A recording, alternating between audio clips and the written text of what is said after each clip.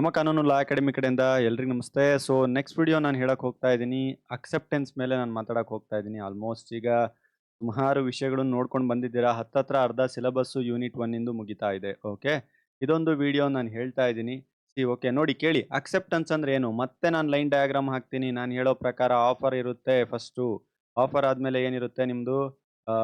Acceptance ಇರುತ್ತೆ. Acceptance ಆಯ್ತು ಅಂತಂದ್ರೆ ಅದು ಪ್ರಾಮಿಸ್ ಆಗುತ್ತೆ. ಪ್ರಾಮಿಸ್ ಆಫರ್ ಅಥವಾ ಪ್ರಪೋಸಲ್ ಅಂತ ಕರಿತೀವಿ ಇಲ್ಲಿ.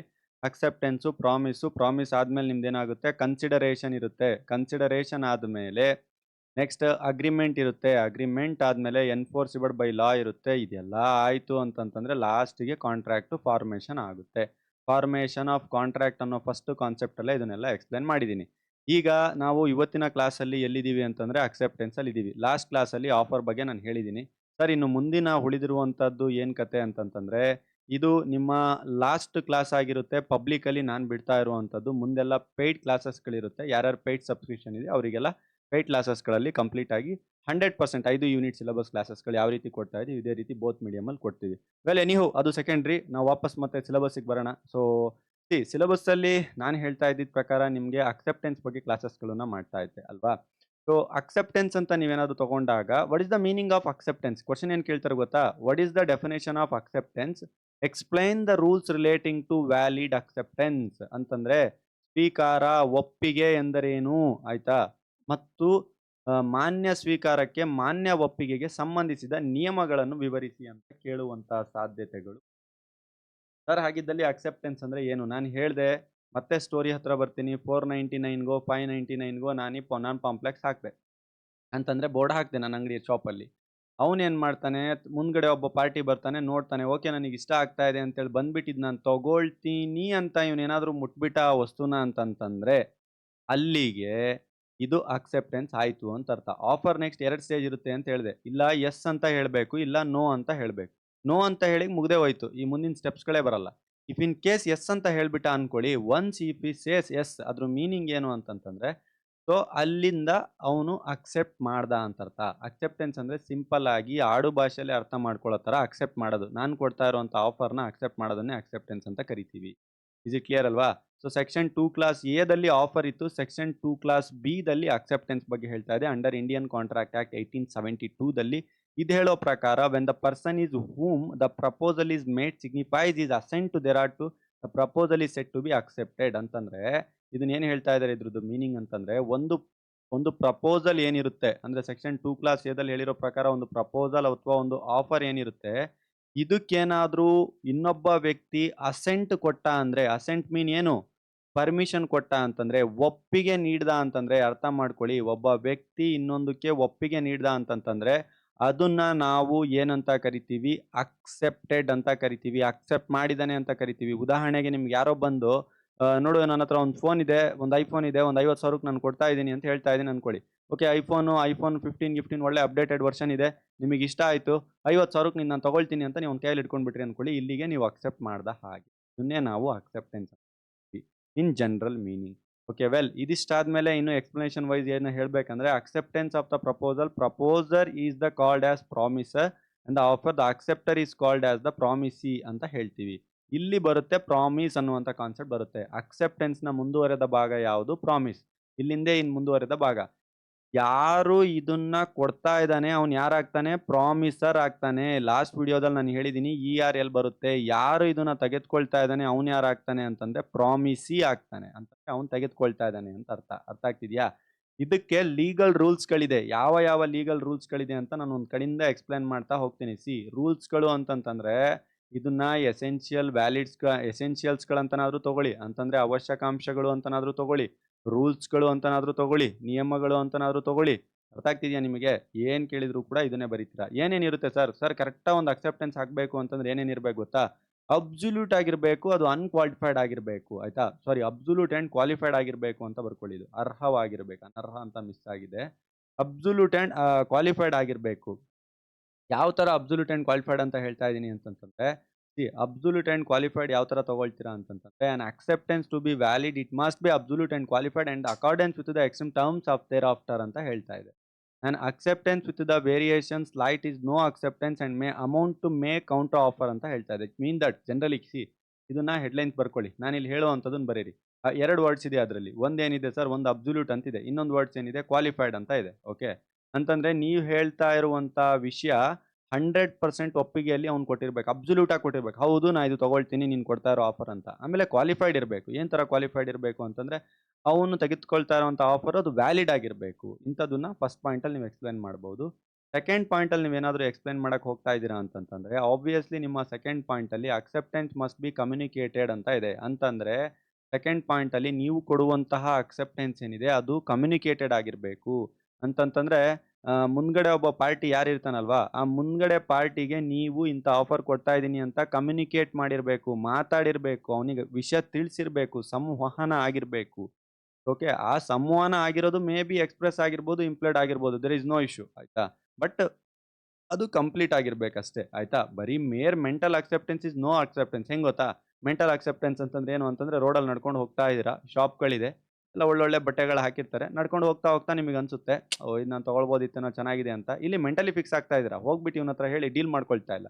ಸೊ ಆ ಅಕ್ಸೆಪ್ಟೆನ್ಸ್‌ನ ನಾವು ಅಕ್ಸೆಪ್ಟೆನ್ಸ್ ಅಂತ ಕರೆಯಲ್ಲ ಅಂತ ವೆಲ್ ಆಗಿದ್ದಲ್ಲಿ 3ನೇ ಪಾಯಿಂಟಿಗೆ ನಾನು ಬರ್ತಾ ಇದ್ದೀನಿ. ಸೊ 3ನೇ ಪಾಯಿಂಟಲ್ಲಿ ನಾವೇನು ಎಕ್ಸ್‌ಪ್ಲೇನ್ ಮಾಡ್ತೀವಿ ಅಂತಂದ್ರೆ, acceptance must be according to the mode of the prescribed usual and reasonable manner ಅಂತ ಇದೆ. ಅಂತಂದ್ರೆ ಕೊಡುವಂತ ಅಕ್ಸೆಪ್ಟೆನ್ಸ್ ಏನಿದೆ ಅದು ಪ್ರಿಸ್ಕ್ರೈಬ್ಡ್ ಮ್ಯಾನರ್ ಅಲ್ಲಿ ಇರಬೇಕು. ಪ್ರಿಸ್ಕ್ರೈಬ್ಡ್ ಮ್ಯಾನರ್ ಅಥವಾ ರೀಸನಬಲ್ ಯೂಶುವಲ್ ಮ್ಯಾನರ್ ಅಲ್ಲಿ ಇರಬೇಕು. ಏನ್ ಸರ್ ಇದು ರೀಸನಬಲ್ ಯೂಶುವಲ್ ಪ್ರಿಸ್ಕ್ರೈಬ್ಡ್ ಮ್ಯಾನರ್ ಅಂತಂದ್ರೆ, ಆಫರ್ ಕೊಡ್ಬೇಕಾದ್ರೆ ಅವ್ನು ಬರ್ದಿರ್ತಾನೆ, ಸರ್ ನೋಡಿ 499ಗೆ ನೀವು ತಗೊಳ್ತೀರಾ ಅಂತಂತಂದ್ರೆ ಇದ್ರ ಜೊತೆಗೆ ವಾರಂಟಿ ಎಷ್ಟಿದೆ ಅಥವಾ ಗ್ಯಾರಂಟಿ ಎಷ್ಟಿದೆ, ರೀಫಂಡ್ ಯಾವ ತರ ತಗೊಂತೀನಿ, ಫಂಡ್ ಯಾವ ತರ ತಗೊಂತೀನಿ, ಕ್ಯಾಶ್ ಯಾವ ತರ ತಗೊಂತೀನಿ ಎಲ್ಲ ಬರ್ದಿರ್ತಾನಲ್ಲ.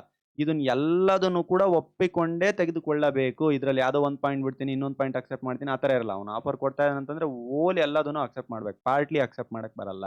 ಎಕ್ಸ್‌ಪ್ಲನೇಷನ್ ವೈಸ್ ಏನಾದ್ರು ನೀವು ಹೋದ್ರೆ, it is the offer or prescribed a mode the acceptance as must given according to the mode of the prescribed. According to the mode of the prescribed ಅಂತಂತಂದ್ರೆ ಯಾವ ರೀತಿ ಆಫರ್ ಕೊಡ್ತಾ ಇರೋನು ಪ್ರಿಸ್ಕ್ರೈಬ್ ಮಾಡಿದಾನೆ ಅದೇ ರೀತಿ ನೀವು ಅದನ್ನ ಅಕ್ಸೆಪ್ಟ್ ಮಾಡಬೇಕು ಅಂತ ಹೇಳ್ತಾ ಇದ್ದಾರೆ. So after that usual and reasonable ಆಗಿರಬೇಕು. ಆಬ್ವಿಯಸ್ಲಿ ನಾನು ಇದನ್ನ ಏನಂತ ಹೇಳಿದೆ. Next the offer is not accepted according to the prescribed and usual manner the proposer as the within the reasonable time as the notice to the offerer that as the acceptance is not according to the reasonable manner. ಅಂತಂದ್ರೆ if in case ಏನಾದ್ರು ಆ ರೀತಿ accept ಮಾಡಿಲ್ಲ, ಯಾವ ರೀತಿ ನಿಗದಿತ ಟೈಮಲ್ಲಿ ನಿಗದಿತ ರೀತಿಯಲ್ಲಿ ಕೊಟ್ಟಿದ್ದಾರೆ ಆ ರೀತಿಯ ಸಮಯದಲ್ಲಿ ಅನುಗುಣವಾಗಿ ಕರೆಕ್ಟಾಗಿ ಅಕ್ಸೆಪ್ಟ್ ಮಾಡಿಲ್ಲ ಅಂತಂದ್ರೆ ನೋಟಿಸ್ ಮುಖಾಂತರ ಇನ್ಫಾರ್ಮ್ ಮಾಡಬೇಕಾಗುತ್ತೆ. Offerer keeps the quiet deemed to be have accepted. ಅಂತಂದ್ರೆ ಈ ಆಫರರ್ ಏನಿದಾನಲ್ವಾ, ಅವನೇನಾದ್ರೂ ಸುಮ್ಮನೆ ಇದ್ದಾನೆ ಅಂತಂತಂದ್ರೆ ಅದ್ರ ಅರ್ಥ ಅವನು ಅಕ್ಸೆಪ್ಟ್ ಮಾಡಿದ್ದಾನೆ ಅಂತ. ನಾನೀಗ ತಗೊಂಡ್ಮೇಲೆ ಓಕೆ, ಈಗ ಇಬ್ರು ಪಾರ್ಟಿ ಇರ್ತಾರೆ. ವೆಲ್ ಅರ್ಥ ಮಾಡ್ಕೊಳ್ಳಿ, ಇಬ್ರು ಪಾರ್ಟಿ ಇರ್ತಾರೆ, ನಾನು ತಗೊಂಡಿದ್ದೀನಿ, ತಗೊಂಡಾಗಿದೆ. ಆಮೇಲೆ ಇವ್ನು ಸುಮ್ಮನೆ ಇದ್ದಾನೆ ಅಂತಂದ್ರೆ ಆಲ್ರೆಡಿ ಇವ್ನ ಕಡೆಯಿಂದ ಡೆಲಿವರ್ಡ್ ನನ್ನ ಕಡೆ ಬಂದಿದೆಯಲ್ವಾ ಆಫರು, ಸೊ ನಾನು ಅಕ್ಸೆಪ್ಟ್ ಮಾಡಿಬಿಟ್ಟಿದ್ದೀನಿ. ಸೊ ಅಲ್ಲಿ ಕ್ಲಿಯರ್ ಆಗಿದೆ ಅಂತ ಅರ್ಥ. ಎನಿಯೌ ಎಕ್ಸ್‌ಪ್ಲನೇಷನ್ ವೈಸ್ ಜಾಸ್ತಿ ತಲೆ ಕೆಡಿಸ್ಕೊಳ್ಳೋಕೆ ಹೋಗ್ಬಿಡಿ, ಕಾಂಪ್ಲಿಕೇಟೆಡ್ ಅನ್ಸುತ್ತೆ. ಫಸ್ಟು ಒಂದೆರಡು ಸಲ ಫಸ್ಟ್ ಸ್ಟಾರ್ಟಿಂಗ್ ಏನು ನೋಡಿ ಅಂತಂತಂದ್ರೆ ಮೇಯ್ನ್ ಕೀವರ್ಡ್ಸ್‌ಗಳೇನೈತೆ ಅದ್ರ ಮೇಲೆ ಕಾನ್ಸಂಟ್ರೇಟ್ ಮಾಡಿ. ಅಷ್ಟೊಂದು ಬರೆದ್ರೆ ಸಾಕಾಗುತ್ತೆ. ಕೆಳಗಡೆ ಇರುವಂಥದ್ದು ನಿಮಗೆ ಹೋಗ್ತಾ ಹೋಗ್ತಾ ತಾನಾಗೆ ಕೇಸ್ ಲಾ ಎಲ್ಲ ಅರ್ಥ ಆಗ್ತಾ ಆಗ್ತಾ ಇಡೀ ಸಬ್ಜೆಕ್ಟ್ ಗ್ರಿಪ್ ಸಿಗ್ತಾ at the end of the exam time moment ಟೈಮಲ್ಲಿ ನಿಮಗೆ ಅರ್ಥ ಆಗ್ತಾ ಹೋಗುತ್ತೆ. ಇಡೀ ಸಿಲಬಸ್‌ನ ಕಂಪ್ಲೀಟಾಗಿ ಹೇಳಿದ್ಮೇಲೆ ನಿಮಗೆ ಅರ್ಥ ಆಗುತ್ತೆ. 5 ಯೂನಿಟ್ ನೋಡಿದ್ಮೇಲೆ ನಿಮಗೆ ಚೆನ್ನಾಗಿ ಅರ್ಥ ಆಗುತ್ತೆ. Acceptance must B given with A reasonable time ಅಂತಿದೆ. ರೀಸನಬಲ್ ಟೈಮ್ ಅಂತ ಏನಕ್ಕೆ ಹೇಳ್ತಾ ಇದ್ದಾರೆ ಅಂದ್ರೆ, if any time of the limit is specified ಅಂತಂದ್ರೆ 6 ಮಂತ್ ಒಳಗೆ ಅಕ್ಸೆಪ್ಟ್ ಮಾಡಬೇಕು ಅಂತ ಹೇಳಿದ್ದ. 2 ಮಂತ್ಸ್ ಒಳಗೆ ಅಕ್ಸೆಪ್ಟ್ ಮಾಡಬೇಕು ನಾನು ಕೊಡ್ತಾ ಇರೋ ಆಫರ್ ಅಂತ ಹೇಳಿದ್ದ. ಅದ್ರ ಒಳಗೆ ಅವ್ನು ಅಕ್ಸೆಪ್ಟ್ ಮಾಡಿದ್ರೆ ಮಾತ್ರ ಅದನ್ನ ಅಕ್ಸೆಪ್ಟೆಡ್ ಅಂತಾರೆ. ಇಫ್ ಇನ್ ಕೇಸ್ ಏನಾದರೂ ಸ್ಪೆಸಿಫೈಡ್ ಟೈಮ್‌ಗಿಂತ ಜಾಸ್ತಿ ಹೋಯ್ತು ಅಂತಂತಂದ್ರೆ ಅದನ್ನ ಅಕ್ಸೆಪ್ಟ್ ಮಾಡಕ್ಕಾಗಲ್ಲ ಅಂತ ಹೇಳ್ತಾರೆ. ಒಂದು ಎಕ್ಸಾಂಪಲ್ ಹೇಳ್ತೇನೆ ನಾನು. ಒಂದು ಕೇಸ್ ಇದೆ. ಕೇಸ್ ಹೆಸರು ಏನಂತ ಇದೆ ಅಂತಂತಂದ್ರೆ, ರಾಮ್ಸ್ ವಿಕ್ಟೋರಿಯಾ ಹೋಟೆಲ್ ಕಂಪನಿ ಅದ್ರದ್ದು ಕೇಸ್ ಹೆಸರು ವರ್ಸಸ್ ಮ್ಯಾಂಟೋಲೋ. ಫ್ಯಾಕ್ಟ್ಸ್ ಏನಾಗಿತ್ತಂದ್ರೆ, ಜೂನ್ 8ನೇ ತಾರೀಕು ಆಯ್ತಾ, Ramsgate Victoria hotel company versus Montefiore ಅನ್ನುವಂಥ ಕೇಸ್ ಇದು 1886 ಇಂದು. ಜೂನ್ 8ರಲ್ಲಿ ಏನಾಗಿತ್ತು ಅಂತಂತಂದ್ರೆ, ಎಂ ಅನ್ನುವಂಥವ್ನು ಆಫರ್ ಮಾಡ್ತಾನೆ ಶೇರ್ಸ್ ತಗೊಳ್ಳೋದಕ್ಕೆ ಆರ್ ಅನ್ನುವಂಥ ಒಂದು ಕಂಪನಿಯಿಂದ. ಆಮೇಲೆ ಅವನು ಒಂದು ಲೆಟರ್‌ನ ರಿಸೀವ್ ಮಾಡ್ತಾನೆ ಅಕ್ಸೆಪ್ಟೆನ್ಸಿಗೋಸ್ಕರ ನವೆಂಬರ್ 23 ನೋಡಿ, ಇದರಲ್ಲಿ ಡೇಟಾ ಇಂಪಾರ್ಟೆಂಟ್. ಜೂನ್ 8ಗೆ ಆಫರ್ ಮಾಡಿರ್ತಾನೆ, ಇವನು ನವೆಂಬರ್ 23ಗೆ ಅಕ್ಸೆಪ್ಟೆನ್ಸ್ ಕೊಡ್ತಾ ಇದ್ದಾನೆ.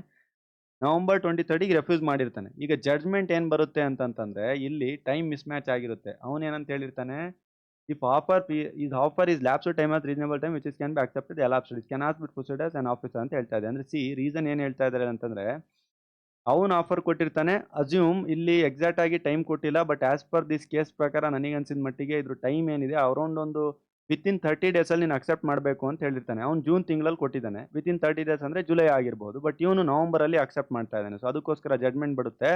ಟೈಮು ಎಲ್ಯಾಪ್ಸ್ ಆಗಿ ಹೋಗಿದೆ, ಟೈಮ್ ಲ್ಯಾಪ್ಸ್ ಆಗಿ ಹೋಗಿದೆ. ಸೊ ಅದಕ್ಕೋಸ್ಕರ ಅಕ್ಸೆಪ್ಟ್ ಮಾಡಕ್ ಬರಲ್ಲ ಅಂತ ಹೇಳ್ತಾನೆ. ಓಕೆ. ಅರ್ಥ ಆಯ್ತಲ್ವಾ ನಿಮ್ಗೀಗ? ಇಟ್ ಕ್ಯಾನಾಟ್ ಪ್ರಿಸೈಡ್ ಮುಂಚಿತವಾಗಿ ಏನು ಕೂಡ ಇರೋದಿಲ್ಲ ಅಂತ ಹೇಳ್ತಾ ಇದ್ದಾರೆ. ಏನಿದು ಅಂತಂದ್ರೆ concept, if the acceptance is precedes an offer it is not valid acceptance and does not results in a contract ಅಂತ ಹೇಳ್ತಾ ಇದ್ದಾರೆ. ಅಂತಂದ್ರೆ ಪ್ರಸ್ತಾಪ ಏನಾದ್ರೂ ಮೊದಲೇ ಇತ್ತು ಅಂತ ಅನ್ಕೊಳ್ಳಿ, ಅದನ್ನ ಸ್ವೀಕರಿಸ್ತಾರೆ ಅಂತ ಅನ್ಕೊಳ್ಳಿ, ಆ ಟೈಮಲ್ಲಿ ಆ ಒಪ್ಪಂದಕ್ಕೆ ಅದು ಸಂಬಂಧ ಪಡಲ್ಲ ಅನ್ನುವಂಥದ್ದು ಇಲ್ಲಿ ಹೇಳ್ತಾ ಇದ್ದಾರೆ. ಅಕ್ಸೆಪ್ಟೆನ್ಸ್ ಅಂದಿದ ತಕ್ಷಣನೇ ಅದು ಒಂದು ಕಾಂಟ್ರಾಕ್ಟ್ ಆಯ್ತು ಅಂತ ಅರ್ಥ ಅಲ್ಲ. ಅದು ಅಗ್ರಿಮೆಂಟ್ ಆಗಬೇಕು, ಎನ್ಫೋರ್ಸಬಲ್ ಬೈ ಲಾ ಆಗಬೇಕು. ಇದೆಲ್ಲ ಆದ್ಮೇಲೆ ಆಗುತ್ತೆ ಅಂತ ಹೇಳ್ತಾ ಇದ್ದಾರೆ. ಇದಿಷ್ಟು ಒಂದು ಮೇಜರ್ ಆಗಿ ಇಂಪಾರ್ಟೆಂಟ್ ಆಗಿರುವಂಥ ಒಂದು ಪಾಯಿಂಟು. ಸೊ ನೆಕ್ಸ್ಟು ನೀವೇನಾದರೂ ನೋಡ್ತೀರಾ ಅಂತಂತಂದ್ರೆ ಇದೇ ಪಾಯಿಂಟಿಗೆ ಈ ಎಕ್ಸ್ಪ್ಲನೇಷನ್ ಜಾಸ್ತಿ ತಲೆ ಕೆಡಿಸ್ಕೊಳಕ್ಕೆ ಹೋಗಬೇಡಿ. ಈ ಯಾವುದಂತಂದ್ರೆ acceptance made be given with a reasonable time ಅಂತ ತಗೊಳ್ಳಿ. ಆಮೇಲೆ ಎಕ್ಸ್ಪ್ಲನೇಷನ್ ತುಂಬ ಕಾಂಪ್ಲಿಕೇಟೆಡ್ ಮಾಡ್ಕೊಳಕ್ಕೆ ಹೋಗಬೇಡಿ. ಈಗ ನಾನು ಹೇಳೋದನ್ನ ತುಂಬ ಕಾಂಪ್ಲಿಕೇಟೆಡ್ ಮಾಡಕ್ಕೆ ಹೋಗಲ್ಲ ನಿಮಗೆ. Okay.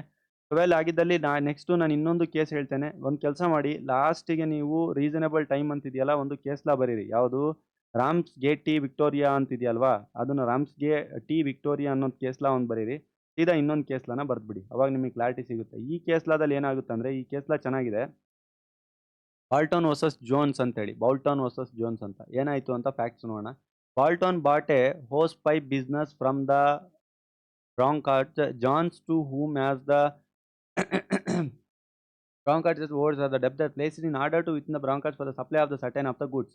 Broncards is the supplier of the goods of the, even though the others of the address is him, he refused to the he refused the Boughton to the goods of the because of he is entering into a contract with the Broncards intent of the set of a debt ಅಂತ ಹೇಳ್ತಾ ಇದ್ದಾರೆ. ಅಂತಂದ್ರೆ ಇದು ಒಂದು ಸ್ವಲ್ಪ complicated ತರ ನಿಮಗೆ ಅನ್ಸುತ್ತೆ. ಸಿ ಈ ಕೇಸು ನಿಮಗೆ ಕಾಂಪ್ಲಿಕೇಟೆಡ್ ಅನ್ಸುತ್ತೆ. ಬೆಲ್ ಆಗಿದ್ದಲ್ಲೂ ನಾನು ಹೇಳ್ತೇನೆ, ಅರ್ಥ ನಿಮಗೆ ಎಷ್ಟಾಗುತ್ತೆ ಅಷ್ಟನ್ನು ಅರ್ಥ ಮಾಡ್ಕೊಳ್ಳೋಕೆ ಪ್ರಯತ್ನ ಪಡಿ. ಇಫ್ ಇನ್ ಕೇಸ್ ಏನಾದ್ರು ಡೌಟ್ ಬಂದರೆ ದಯವಿಟ್ಟು ನನಗೆ ಕಾಂಟ್ಯಾಕ್ಟ್ ಮಾಡಿ.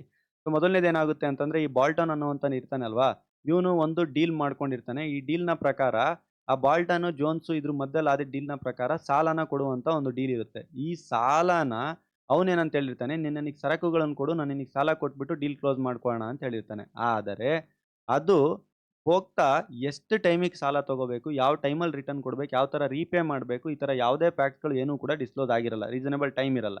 ಸೊ ಅದಕ್ಕೋಸ್ಕರ ಜಡ್ಜ್ಮೆಂಟ್ ಏನು ಬರುತ್ತೆ, ಡಿಸಿಷನ್ ಏನು ಬರುತ್ತೆ ಅಂತಂತಂದ್ರೆ, ಫುಲ್ ಆ್ಯಂಡ್ ಫೈನಲ್ ಆಗಿ the offer was made to the brokerage and the not has the power as the Boltons to step out of the accept and therefore there is no contract. ಇಲ್ಲೇನು ಹೇಳುತ್ತೆ ಅಂತಂದ್ರೆ, ನಿಮ್ಮ ಸಾಲದ ವಿಷಯವಾಗಿ ನೀವು ಮಾಡ್ಕೊಂಡಿರೋದ್ರಿಂದ ನಿಮ್ಮಲ್ಲಿ time ಲಿಮಿಟನ್ನು ನೀವು ಮೆನ್ಷನ್ ಮಾಡಿಲ್ಲ, ಆ್ಯಸ್ ಪರ್ ಟೈಮ್ ಲಿಮಿಟ್ ನೀವು ಮೂವ್ ಮಾಡಿಲ್ಲ. ಸೊ ಇದನ್ನ ನಾವು ಕಾಂಟ್ರಾಕ್ಟ್ ಅಂತೇಳಿ ಎಕ್ಸಿಕ್ಯೂಟೇ ಮಾಡಲ್ಲ ಅಂತ ಹೇಳುತ್ತೆ.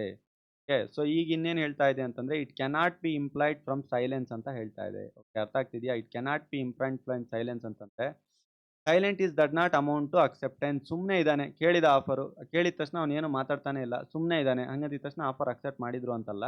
ಸೊ ಅದು ಆಫರ್ ಅಕ್ಸೆಪ್ಟ್ ಮಾಡಬೇಕು ಅಂತಂದ್ರೆ ಕಂಪ್ಲೀಟಾಗಿ ಆಗಬೇಕು. ಅದು ಅವಾಗಲೇ ಆಫರ್ ಅಕ್ಸೆಪ್ಟ್ ಆಯಿತು ಇಲ್ಲ ಅಂಥೇಳಿ ಕನ್ಸಿಡರ್ ಆಗುತ್ತೆ ಅಂತ ಹೇಳ್ತಾ ಇದ್ದಾರೆ. ಸೊ ಎನಿಹೌ ಇದಿಷ್ಟು ಒಂದು ಸಬ್ ಪಾಯಿಂಟ್ ಅಷ್ಟೇ. ನಾನು ಮತ್ತೊಂದು ಸಲ ನಿಮಗೆ ಹೇಳ್ತೇನೆ, ಇಂಪಾರ್ಟೆಂಟಾಗಿ ನೀವು ಯಾವುದನ್ನು ಬರೀಲೇಬೇಕು, ಯಾವುದನ್ನು ಎಸೆನ್ಷಿಯಲ್ ವ್ಯಾಲಿಡ್ ಅಂತೇಳಿ. ನೆಕ್ಸ್ಟ್ ಇನ್ನೊಂದು ಪಾಯಿಂಟು ನಿಮಗೆ ಡಿಸ್ಕಸ್ ಮಾಡಬೇಕಂತಂದ್ರೆ, acceptance must be expressed and implied ಅಂತ ಇದೆ.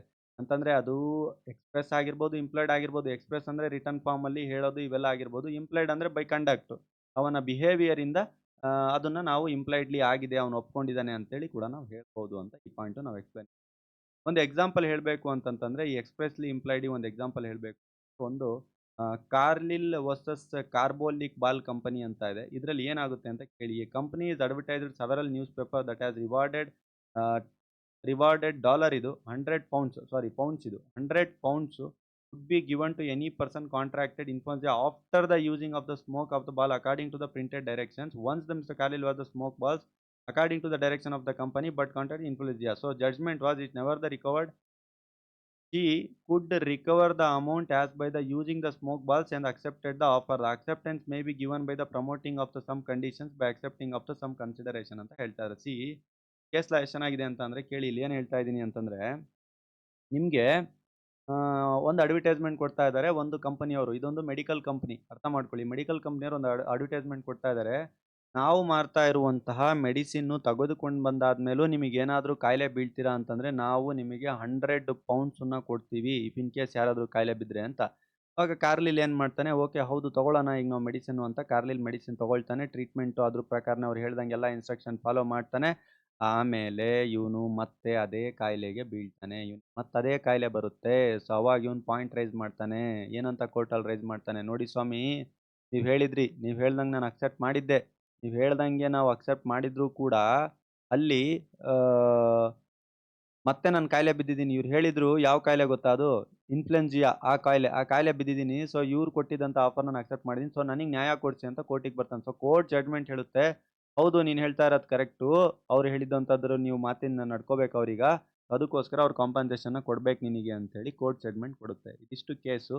ಲಾಸ್ಟ್ ಒಂದು ಪಾಯಿಂಟ್ ಇದೆ. ಇದಿಲ್ಲಿಗೆ ಇದು ಪಾಯಿಂಟ್ ಮುಗ್ದೋಯ್ತು. ಅಲ್ಲಿಗೆ ಫ್ಯೂಚರ್ಸ್ ಆಗಿರಬಹುದು, ಲಕ್ಷಣಗಳಾಗಿರಬಹುದು, ಎಸೆನ್ಷಿಯಲ್ಸು, ವ್ಯಾಲಿಡ್ ರೂಲ್ಸ್‌ಗಳು ಮುಗ್ದೋಯ್ತು. ಈಗ ರಿವೋಕೇಷನ್ ಯಾವ ರೀತಿ ಮಾಡ್ಕೊಳ್ತಾರೆ ಅಕ್ಸೆಪ್ಟೆನ್ಸನ್ನ ಅಂತ.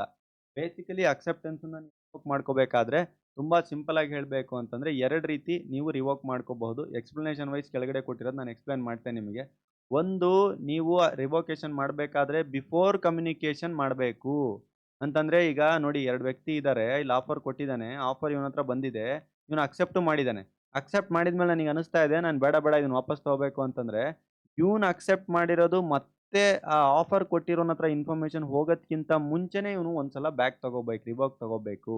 ಆ ರಿವೋಕ್ ತಗೊಳ್ಳೋನು ಯಾವ ತರ ಕೊಡ್ತಾನಂತಂದ್ರೆ ಲೆಟರ್ ಪೋಸ್ಟ್ ಮಾಡೋದಾಗಿರ್ಬೋದು, ಟೆಲಿಗ್ರಾಮ್ ಆಗಿರ್ಬೋದು, ಎನಿಹೌ ಮತ್ತೆ ನಾನು ಅಕ್ಸೆಪ್ಟ್ ಮಾಡಿದ್ದು ಇವನ ಹತ್ರ ಆಫರ್ ಹೋಗೋದ್ಕಿಂತ ಮುಂಚೆನೇ ತಗೋಬೇಕು. ಇದೇ ರಿವೋಕೇಷನ್ ಮಾಡುವಂತ ರೂಲ್ಸು. ತೆಗೆದುಕೊಳ್ಬಹುದಾ? ಇಲ್ಲ ಅಂತಂದ್ರೆ ಹೌದು ತೆಗೆದುಕೊಳ್ಬಹುದು. ಕಮ್ಯುನಿಕೇಷನ್‌ಕ್ಕಿಂತ ಮುಂಚೆನೆ ತೆಗೆದುಕೊಳ್ಬೇಕಾಗುತ್ತೆ ಅಂತ ಹೇಳ್ತಾ ಇದ್ದಾರೆ. ಅಕ್ಸೆಪ್ಟೆನ್ಸ್ ಮಾಡ್ಕೋಬಹುದಾ ರಿವೋಕೇಷನು? ಯೆಸ್ ಹೌದು.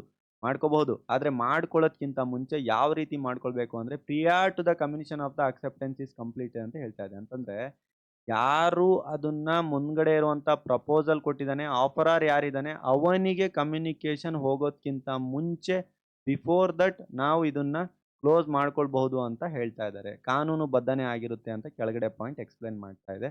ಇದಿಷ್ಟು ಎನಫ್ ನಿಮ್ಮ ಸಿಲೆಬಸ್ ವೈಸ್‌ಗೆ, ನಿಮ್ಮ ಅಂಡರ್‌ಸ್ಟ್ಯಾಂಡಿಂಗ್‌ಗೆ, ನಿಮ್ಮ ಎಕ್ಸ್‌ಪ್ಲನೇಷನ್ ವೈಸ್‌ಗೆ ಇದನ್ನ ಕೊಟ್ಟಿದ್ದೀವಿ. ನೋಟ್ಸಲ್ಲಿ ಇನ್ನೂ ಡೀಪಾಗಿ ನಾವು ಕೊಟ್ಟಿದ್ದೀವಿ. ನೀವು ಅದ್ರಲ್ಲಿ ಇನ್ನೂ ಕೂಡ ನೋಡ್ಕೊಳ್ಬಹುದು. ವೆಲ್ ಇವತ್ತಿನ ವಿಡಿಯೋ ಇದಿಷ್ಟಾಗಿತ್ತು. ಎನಿಹೌ ತುಂಬಾ ಲೆಂಥಿ ಆಗ್ತಾ ಇದೆ ವಿಡಿಯೋ ಅಂತ ಯೋಚನೆ ಮಾಡಬೇಡಿ. ಬೇರೆವೆಲ್ಲ ಇಷ್ಟು ಲೆಂಥಿ ಆಗಿಲ್ಲ ನಮ್ಮವು. ಬಿಹೈಂಡ್ ರೀಸನ್ ಏನು ಅಂತಂದ್ರೆ ಟಾಪಿಕ್ಸೇ ಕಾಂಪ್ಲಿಕೇಟೆಡ್ ಇದೆ. ಅದಕ್ಕೋಸ್ಕರ ಲೆಂಥಿ ಆಗ್ತಾ ಇದೆ. ಸೊ ವೆಲ್ ಇವತ್ತಿನ ವಿಡಿಯೋದಲ್ಲಿ ನಾವು ಕಲ್ತಂತ ವಿಷಯನ ಒಂದು ಕ್ವಿಕ್ ರಿವಿಷನ್ ಮಾಡ್ತಾ ಹೋಗೋಣ. ಸ್ಲೈಡ್‌ಗಳು ಚೇಂಜ್ ಮಾಡ್ತಾ ಇರ್ತೀನಿ ಪಾಯಿಂಟ್ಸ್‌ಗಳು ಹೇಳ್ತಾ ದಯವಿಟ್ಟು ಅರ್ಥ ಮಾಡ್ಕೊಳ್ಳಿ. ಅಕ್ಸೆಪ್ಟೆನ್ಸ್ ಬಗ್ಗೆ ಓದಿದ್ವಿ. ಅಕ್ಸೆಪ್ಟೆನ್ಸ್ ಅಂತಂದ್ರೆ ಮುಂದ್ಗಡೆ ವ್ಯಕ್ತಿ ಹೌದು, ಇಲ್ಲ ಅಂತ ಹೇಳೋದನ್ನ ಅಕ್ಸೆಪ್ಟೆನ್ಸ್ ಅಂತೀವಿ. ಹೌದು ಅಂದ್ರೆ ಅಕ್ಸೆಪ್ಟ್ ಮಾಡ್ದ ಅಂತ, ಇಲ್ಲ ಅಂದ್ರೆ ಅಕ್ಸೆಪ್ಟ್ ಮಾಡಿಲ್ಲ ಅಂತ. ಅಕ್ಸೆಪ್ಟೆನ್ಸ್ ಅಲ್ಲಿರುವಂತಹ ಮೇಜರ್ ರೂಲ್ಸ್‌ಗಳು ಅಬ್ಸಲ್ಯೂಟ್ ಆಗಿರ್ಬೇಕು, ಅದು ಕ್ವಾಲಿಫೈಡ್ ಆಗಿರ್ಬೇಕು, ಟರ್ಮ್ಸ್ ಅಂಡ್ ಕಂಡೀಷನ್ ಕ್ಲಿಯರ್ ಆಗಿ ಬರ್ದಿರ್ಬೇಕು, ಕಮ್ಯುನಿಕೇಷನ್ ಆಗ್ಬೇಕು ಯಾರಿಗೆ ನಾನು ಅಕ್ಸೆಪ್ಟ್ ಮಾಡಿದ್ದೀನಿ ಅಂತ ಯಾರು ಆಫರ್ ಕೊಟ್ಟಿದ್ದಾನೆ ಅವನಿಗೆ ಕಮ್ಯುನಿಕೇಷನ್ ಆಗ್ಬೇಕು. ಅದಾದ್ಮೇಲೆ ಪ್ರಿಸ್ಕ್ರೈಬ್ಡ್ ಮ್ಯಾನರ್ಸ್ ಅಲ್ಲಿ ಇರಬೇಕು, ಪರ್ಟಿಕ್ಯುಲರ್ ಆಗಿ ಬರ್ದಿರ್ಬೇಕು ಇದೇ ಟೈಮಿಗೆ ಇಂಥ ಟೈಮಿಗೆ ಇಂಥ ಜಾಗಕ್ಕೆ ಬರುತ್ತೆ ಅಂತ. ಸೊ ಅದಾದ್ಮೇಲೆ ರೀಸನೇಬಲ್ ಟೈಮಲ್ಲಿ ಇರಬೇಕು. ರೀಸನೇಬಲ್ ಟೈಮ್ ಬಗ್ಗೆ ನಿಮ್ಗೆ ಎಕ್ಸ್‌ಪ್ಲೇನ್ ಮಾಡ್ತಾ ಹೇಳಿದೆ. ನವೆಂಬರ್ 23ಗೆ ಜೂನ್ 8ಗೆ ಕೊಟ್ಟಿದ್ದು 1 ಮಂತಲ್ಲಿ ಆಫರ್ ಯಾವ ತರ ರಿಜೆಕ್ಟ್ ಆಗುತ್ತೆ ಅಂತ ಕೇಸ್‌ಲ. ಆಮೇಲೆ ಇನ್ನೊಂದು ಕೇಸ್‌ಲ ಹೇಳಿದೆ ಬಾಲ್ಟನ್ ವರ್ಸಸ್ ಜೋನ್ಸ್ ಕೇಸ್‌ಲಾದಲ್ಲಿ ಯಾವ ರೀತಿ ಸಾಲದ ವಿಷಯವಾಗಿ ಅವ್ನು ಕಾಂಪೆನ್ಸೇಟ್ ಮಾಡ್ಕೊಂಡು ಕ್ಲೋಸ್ ಮಾಡ್ಕೊಳ್ತಾ ಇರ್ತಾನೆ ಏನಾಗುತ್ತೆ ಅಂತೇಳಿ. ಅದು ಮೇ ಬಿ ಇಂಪ್ಲಾಯ್ಡ್ ಆಗಿರ್ಬಹುದು. ಅಲ್ಲ ಏನ್ ಗೊತ್ತಾ? ಇಟ್ ಕ್ಯಾನಾಟ್ ಬಿ ಸೈಲೆನ್ಸ್ ಅಂದ್ರೆ ಸುಮ್ನೆ ಇದ್ದಾನೆ ಅಂತಂತಂದ್ರೆ ಅದು ಒಪ್ಪಿಗೆ ಕೊಟ್ಟಿದ್ದಾನೆ ಅಂತ ಅರ್ಥ ಅಲ್ಲ ಅಂತ ಹೇಳಿದ್ರು. ಅದಾದ್ಮೇಲೆ ಎಕ್ಸ್‌ಪ್ರೆಸ್ ಅಲ್ಲಿ ಆಗಿರ್ಬೋದು ಅಥವಾ ಇಂಪ್ಲೈಡ್ ಅಲ್ಲಿ ಆಗಿರ್ಬೋದು. 2 ತರ ಕೊಟ್ರು ಕೂಡ ನಡೆಯುತ್ತೆ. Carlill versus Carbolic ball company case ತುಂಬಾ ಇಂಪಾರ್ಟೆಂಟ್ 1893 ಅಲ್ಲಿ ನಡೆದಿದ್ದು. ಯಾರಿಗೆ ಟ್ರೀಟ್ಮೆಂಟು ಸಾಲ್ವ್ ಆಗೋದಿಲ್ಲ ಅವ್ರಿಗೆ ನಾನು ಮತ್ತೆ ಆಫರ್ ಕೊಡ್ತೀನಿ ಅಂತ ಹೇಳಿರ್ತಾರೆ. ಸೊ ಎನಿಹೌ ಆ ಆಫರ್ ಕೊಡ್ತೀನಿ ಅಂತ ಹೇಳಿದ್ದನ್ನ ಮತ್ತೆ ವಾಪಸ್ ತಗೊಂಡು ಅವನು ಅವನಿಗೆ ಟ್ರೀಟ್ಮೆಂಟ್ ಸರಿ ಆಗದೆ ಇರೋದಕ್ಕೆ ಕೇಸ್ ಹಾಕ್ಕೊಂಡು ಅವನು ಆಕ್ಚುಲ್ ಆಗಿ ಕಾರ್ಲಿಲ್ ಗೆಲ್ತಾನೆ. ಯಾಕಂದ್ರೆ ಕಾರ್ಲಿಲ್‌ಗೆ ಆಕ್ಚುಲ್ ಆಗಿ ಸಮಸ್ಯೆ ಆಗಿರುತ್ತೆ. ಇದೊಂದು ಕಂಪನಿಯವರು ಆಫರ್ ಕೊಟ್ಟಿರ್ತಾರೆ. ಇದಿಷ್ಟಾದ್ಮೇಲೆ ರಿವೋಕೇಷನ್ ಬಗ್ಗೆ ಹೇಳಿದೆ. ರಿವೋಕೇಷನ್ ಮಾಡ್ಬೋದಾ ಅಂತಂದ್ರೆ ಯೆಸ್ ಹೌದು ಮಾಡಬಹುದು. ಆದರೆ before reaching information to the offerer ಯಾರು ಆಫರ್ ಕೊಟ್ಟಿದ್ದಾರೆ ಅವರಿಗೆ ಸಿಗೋದ್ಕಿಂತ ಮುಂಚೆ ನಾವು ಏನ್ ಮಾಡ್ಬೋದು ಅಂತಂತಂದ್ರೆ ರಿವೋಕೇಷನ್‌ನ ಮಾಡ್ಬೋದು ಅಂತ ಪಾಯಿಂಟ್‌ನ ಅರ್ಥ ಮಾಡ್ಕೊಂಡ್ರಿ. ಎನಿಹೌ ಸರ್ ಈಗ ಮುಂದಿನ ಪಾರ್ಟ್ಸ್‌ಗಳು ಸಿಗೋದಿಲ್ವಾ ಅಂತೇಳಿ ದಯವಿಟ್ಟು ಕೇಳ್ಬೇಡಿ. ಮುಂದಿನ ಪಾರ್ಟ್ಸ್‌ಗಳನ್ನ ನಮ್ಮ ಕಡೆಯಿಂದ ನಾವು ಅಪ್ಲೋಡ್ ಮಾಡೋದಿಲ್ಲ. ಹಾಗಂತೇಳಿ ಇಲ್ಲ ಅಂತಲ್ಲ. 100% ಇಲ್ಲಿ ಏನ್ ನೋಡಿದೀರಾ ಎಲ್ಲಾ ಸಿಲೆಬಸ್ ಇರುವಂತ ವಿಡಿಯೋಸ್‌ಗಳು ನಮ್ಮಲ್ಲಿದೆ. ಆಯ್ತಾ? ಸೊ ಅದನ್ನ ನಾವು ಪೇಯ್ಡ್ ಕ್ಲಾಸಸಲ್ಲಿ ಕೊಟ್ಟಿದ್ದೀವಿ. ಪ್ರತಿ ಸೆಮಿಸ್ಟ್ರಿಗೆ ಇದು ಒಂದೇ ಸಬ್ಜೆಕ್ಟ್ ಅಲ್ಲ. ಎಲ್ಲಾ ಸೆಮಿಸ್ಟ್ರಿಗೂ ಎಲ್ಲಾ ಸಬ್ಜೆಕ್ಟ್ಸ್‌ಗಳು ನಮ್ಮ ಹತ್ರ ಇದೆ. ಸಬ್ಜೆಕ್ಟ್ ವೈಸಿಗೋಸ್ಕರ ಇದನ್ನ ಒಂದು ಸ್ವಲ್ಪ ಡೆಮೋಗಷ್ಟೇ ಇಲ್ಲಿ ನಿಮಗೆ ತೋರಿಸಿರುವಂಥದ್ದು. ಅದು ಬಿಟ್ರೆ ಯಾವ್ಯಾವ ಸಬ್ಜೆಕ್ಟ್‌ಗಳಿದೆ ಅಂತ ನಾನು ನಿಮ್ಮ ಹತ್ರ ಹೇಳ್ತಾ ಇದ್ದೀನಿ ಈಗ. ಅಂತಂದ್ರೆ ನಮ್ಮ ಹತ್ರ ಬರೀ 1, 2 ಸಬ್ಜೆಕ್ಟ್ ಅಲ್ಲ. ಕಂಪ್ಲೀಟ್ ಆಗಿ ಓವರ್ ಆಲ್ ಆಗಿ BA LLB, BCom LLB, LLB 3 year, 5 year LLB ಎಲ್ಲಾ ಸಬ್ಜೆಕ್ಟ್ಸ್‌ಗಳಿದೆ. ಇಲ್ಲಿರುವಂಥ ಸಬ್ಜೆಕ್ಟ್ಸ್‌ಗಳು ಬಿಟ್ಟು ನಿಮ್ಮ ಹತ್ರ ಯಾವ ಸಬ್ಜೆಕ್ಟ್ಸ್‌ಗಳಿದ್ರೆ ಕಾಲ್ ಮಾಡ್ಕೊಂಡು ಕೂಡ ನಮ್ಮ ಹತ್ರ ಅವೈಲಬಿಲಿಟಿ ಇದೆ. ಸರ್ ಹಾಗಿದ್ದಲ್ಲಿ ಯಾವ್ದಾದ್ರು 1, 2 ಕೊಡ್ತೀರಾ ಮಾತ್ರ ಅಥವಾ ಏನಾದ್ರು ಕಂಪ್ಲೀಟ್ ಸೆಮಿಸ್ಟರ್ ವೈಸ್ ಕೊಡ್ತೀರಾ ಸರ್? ಕಂಪ್ಲೀಟ್ ಸೆಮಿಸ್ಟರ್ ವೈಸ್ ಕೊಡ್ತೀವಿ. ನೀವೀಗ ನೋಡ್ತಾ ಇರೋದು ಬರೀ ಕಾಂಟ್ರಾಕ್ಟ್ ಲಾ ಒಂದೇ. ನಮ್ಮ ಹತ್ರ ಅಪ್ಡೇಟೆಡ್ BNS ಕೂಡ ಇದೆ. ಸರ್ 2 ಮೀಡಿಯಮ್ ಅಲ್ಲ? ಹೌದು. ಇಂಗ್ಲಿಷ್ ಮೀಡಿಯಂನವರಿಗೆ ಇಂಗ್ಲಿಷ್ ಮೀಡಿಯಮಲ್ಲಿದೆ. ಕನ್ನಡ ಮೀಡಿಯಂನವರಿಗೆ ಕನ್ನಡ ಮೀಡಿಯಮಲ್ಲಿದೆ. ಎರಡೂ ಮೀಡಿಯಮಲ್ಲಿ ನಾನು ಕ್ಲಾಸಸ್‌ಗಳನ್ನ ಕಂಡಕ್ಟ್ ಮಾಡ್ಕೊಟ್ಟಿದ್ದೀನಿ. ಸ್ಪೆಸಿಫಿಕಲಿ ನಾನೇ ಕ್ಲಾಸಸ್‌ಗಳನ್ನ ಕಂಡಕ್ಟ್ ಮಾಡಿದ್ದೀನಿ. ಸೊ ನೀವು ಇದು ನಾನು ಕಂಪ್ಲೀಟ್ 5 ಯೂನಿಟ್‌ನ ಕ್ಲಾಸಸ್‌ಗಳನ್ನ ನೀವು ನೋಡ್ಕೊಳ್ಬಹುದು. ಆಮೇಲೆ ಫರ್ದರ್ 5 ಇಯರ್ ಎಲ್.ಎಲ್.ಬಿ ಅವರಿಗೆ ಸರ್ ಬೇರೆ ಬೇರೆ ಸಬ್ಜೆಕ್ಟ್ಸ್‌ಗಳಿದೆ ನಮಗೆ ಅಂದ್ರೂ ಕೂಡ, ಆ ಬೇರೆ ಬೇರೆ ಇರುವಂಥ ಪ್ಯಾರಲಲ್ ಆಗಿರುವಂಥ ಸಬ್ಜೆಕ್ಟ್‌ನವರಿಗೂ ಕೂಡ ನಾವು ಕ್ಲಾಸಸ್‌ಗಳನ್ನ ಕಂಡಕ್ಟ್ ಮಾಡ್ತಾ ಇದೀವಿ. ಸೊ ಅವರಿಗೂ ಕೂಡ ಕ್ಲಾಸಸ್‌ಗಳಿದೆ. ಎನಿಹೌ ಇಂಗ್ಲೀಷಲ್ಲಿದೆ, ಕನ್ನಡದಲ್ಲಿದೆ ಅಂತ ನಾನು ನಿಮಗೆ ಹೇಳಿದೆ. ಸೊ ಅಪಾರ್ಟ್ ಫ್ರಮ್ ದಿಸ್ ಇದು ಬಿಟ್ಟು ಬೇರೆ ಬೇರೆ ಸ್ವಲ್ಪ ನನಗೆ ಡಿಸ್ಕ್ಲೋಸ್ ಮಾಡಿರುವಂಥದ್ದು ಬಿಟ್ಟರೆ ಬೇರೆ ಇದರಲ್ಲಿ ಏನು ವಿಷಯ ಇಲ್ಲ. ಓಕೆ. ಅಪಾರ್ಟ್ ಫ್ರಮ್ ದಿಸ್ ಬಿಟ್ಟು ಸರ್ ಈಗ ನಾನು ಜಾಯಿನ್ ಆಗ್ಬೇಕಂತ ಅನ್ಕೊಂಡಿದ್ದೀನಿ ಸರ್, ಏನೇನು ಫೆಸಿಲಿಟಿ ಕೊಡ್ತೀರಾ ನನಗೆ? ಸ್ವಲ್ಪ ಹೇಳಿ ಸರ್ ಏನೇನು ಫೆಸಿಲಿಟಿ ಇದೆ ಅಂತ ನೀವೇನಾದ್ರು ಕೇಳಿದ್ರೆ, ಆಬ್ವಿಯಸ್ಲಿ ನೀವು ಎಲ್ಲದೂ ಸೇರಿ ಒಂದೇ ಒಂದು ಪ್ಯಾಕೇಜ್ ತೆಗೆದುಕೊಳ್ಳೋದು 10 ಫೆಸಿಲಿಟಿನ ನಾವು ಪ್ರೊವೈಡ್ ಮಾಡ್ಕೊಡ್ತೀವಿ. ಏನೇನು 10 ಫೆಸಿಲಿಟಿ ಅಂತಂದ್ರೆ ಕಂಪ್ಲೀಟ್ ರೆಕಾರ್ಡೆಡ್ ಕ್ಲಾಸಸ್‌ಗಳನ್ನು ಕೊಡ್ತೀವಿ. ಈಗ ಒಂದೊಂದು ಕ್ಲಾಸ್ ನೋಡಿದ್ರಲ್ವ 20-30 ಮಿನಿಟ್ಸ್‌ದು. ಈ ಥರ ಒಂದೊಂದು ಸಬ್ಜೆಕ್ಟಿಗೆ ಮೋರ್ ದ್ಯಾನ್ 50-60 ವೀಡಿಯೋಸ್‌ಗಳು ಕೊಡ್ತೀವಿ. ಅರೌಂಡ್ 300 ವೀಡಿಯೋಸ್‌ಗಳು ಕಂಪ್ಲೀಟ್ ಪ್ರೀವಿಯಸ್ ಇಯರ್ ರೆಕಾರ್ಡೆಡ್ ವೀಡಿಯೋಸ್‌ಗಳು ಅಂತಂದ್ರೆ ಪ್ರೀವಿಯಸ್ ಇಯರ್ ಕ್ವೆಶ್ಚನ್ ಪೇಪರ್ಸ್‌ಗಳನ್ನ ಸಾಲ್ವ್ ಮಾಡಿರುವಂಥ ರೆಕಾರ್ಡೆಡ್ ವೀಡಿಯೋಸ್‌ಗಳು, ಆನ್‌ಲೈನ್ ಕ್ಲಾಸಸ್‌ಗಳು, ನಿಮ್ಮ ಕ್ವೆಶ್ಚನ್ ಸಾಲ್ವಿಂಗು ಕ್ಲಾಸಸ್‌ಗಳು, ನೋಟ್ಸ್‌ಗಳಾಗಿರಬಹುದು. ನನ್ನ ಜೊತೆ ನೀವು ಡೈರೆಕ್ಟಾಗಿ ಮಾತಾಡಬೇಕಾ? ಏನಾದರೂ ಡೌಟ್ಸ್ ಇದೆಯಾ? ಖಂಡಿತವಾಗ್ಲೂ ನನ್ನ ನಂಬರ್ ಕೂಡ ಸಿಗುತ್ತೆ ಪೇಯ್ಡ್ ಕ್ಲಾಸಸ್‌ಗಳಿಗೆ. 24/7 ನಿಮಗೆ ಕಸ್ಟಮರ್ ಕೇರ್ ಸಪೋರ್ಟ್ ಇರುತ್ತೆ. Assignment, internship, seminar, anything sir ಎಲ್ಲದಕ್ಕೂ ನಮ್ಮ ಬ್ಯಾಕ್ ಎಂಡ್ ಸಪೋರ್ಟ್ ಇದೆ. ನಿಮ್ಮ ಸಮಸ್ಯೆ ಪರ್ಸನಲ್ ಏನಾದರೂ ಇಶ್ಯೂಸ್ ಇದೆಯಾ? Family issues, criminal issues, civil issues ಏನೋ ಒಂದು ಇಶ್ಯೂ ಮಾಡ್ಕೊಂಡಿದ್ದೀರಾ, motor vehicle something anything. As A student ಆಗಿ ಫ್ರೀ ಲೀಗಲ್ ಕನ್ಸಲ್ಟೆನ್ಸಿ ಕೊಡ್ತೀವಿ. ಕನ್ನಡ ಮತ್ತು ಇಂಗ್ಲೀಷ್ ಎರಡೂ ಮೀಡಿಯಮಲ್ಲೂ ಕೂಡ ನಿಮಗೆ ಕ್ಲಾಸಸ್ ಕಂಡಕ್ಟ್ ಮಾಡ್ತೀವಿ. Live recorded classes sir complete ಆಗಿ ಆಯಿತಾ. ಇಫ್ ಇನ್ ಕೇಸ್ ನೀವು ಕ್ಲಾಸಸ್ಸನ್ನು ಅಟೆಂಡ್ ಮಾಡೋಕ್ಕಾಗಿಲ್ಲ ಅಂತಂದರೆ ನಿಮಗೆ ರೆಕಾರ್ಡೆಡ್ ಕ್ಲಾಸಸ್ಸನ್ನು ಕಂಡಕ್ಟ್ ಮಾಡ್ತೀವಿ. ಬರೀ ಈ ಸೆಮಿಸ್ಟರ್ ಅಲ್ಲ, ಫರ್ದರ್ ನಿಮ್ಮ ಕರಿಯರ್ ಸೆಟ್ಲ್ ಆಗೋ ತನಕ ನಮ್ಮ ಸಪೋರ್ಟ್ ನಿಮಗಿರುತ್ತೆ. ಎಲ್ಲದಕ್ಕೂ ನಾನು ಏನು ಮಾಡ್ಬೇಕು ಸರ್ ಈಗ ನಿಮ್ಮನ್ನು ಜಸ್ಟ್ ಕಾಂಟ್ಯಾಕ್ಟ್ ಮಾಡಬೇಕು ಅಂತಂದರೆ ಖಂಡಿತವಾಗ್ಲೂ ನಮ್ಮನ್ನು ಕಾಂಟ್ಯಾಕ್ಟ್ ಮಾಡೋಕ್ಕೆ ಪ್ರತಿ ಪೇಜಲ್ಲೂ ಕೂಡ ನಂಬರ್ಸ್ಗಳನ್ನು ಕೊಟ್ಟಿದ್ದೀವಿ. ಜಸ್ಟ್ ಒಂದು ಕಾಲ್ ಮಾಡ್ಕೊಳ್ಳಿ ಆಯಿತಾ. ಒಂದೇ ಒಂದು ಕಾಲ್ ಮಾಡ್ಕೊಳ್ಳಿ. ಎ ಟು ಝೆಡ್ 100% ಇನ್ಫಾರ್ಮೇಷನ್ನ ಕೊಡ್ತಾರೆ. ನಾನು ಹೇಳಿದ್ಕಿಂತ ಜಾಸ್ತಿ ಹೇಳ್ತಾರೆ. ವಾಟ್ಸಪ್, ಟೆಲಿಗ್ರಾಮ್, ಇನ್ಸ್ಟಾ, ಫೇಸ್‌ಬುಕ್ ಪ್ರತಿಯೊಂದರಲ್ಲೂ ಇದ್ದೀವಿ ಸರ್. ನಮ್ದು ಅಫಿಷಿಯಲ್ ಚಾನಲ್ಸ್‌ಗಳಿದೆ. ಸರ್ ಒಂದಿಷ್ಟು ಡೆಮೋ ತೋರಿಸಿ ಅವೈಲಬಿಲಿಟಿ ಇದೆಯಾ ಇಲ್ಲ ಅಂತ ನಾವು ನೋಡಲಿಕ್ಕೆ ಅಂತ ನೀವೇನಾದರೂ ಕೇಳಿದರೆ, ಎನಿಹೌ ಸಿ ಈಗ ನೀವು ಓದ್ತಾ ಇರೋದು ಇದು constitution law I think so, contract law ಅಲ್ವಾ? ಕಾಂಟ್ರಾಕ್ಟ್ 2 ಇದು ಕಾಂಟ್ರಾಕ್ಟ್ 1 ಇದು. ಕಂಪ್ಲೀಟ್ ಆಗಿ ಕ್ಲಾಸಸ್‌ಗಳು ನಮ್ಮ ಹತ್ರ ರೆಡಿ ಇದೆ ಸರ್. ಅದನ್ನೆಲ್ಲ ನಿಮಗೆ ಪ್ರೊವೈಡ್ ಮಾಡ್ತೀವಿ ಅಷ್ಟೇ ನಮ್ಮ ಆ್ಯಪ್ಸ್‌ಗಳಲ್ಲಿ.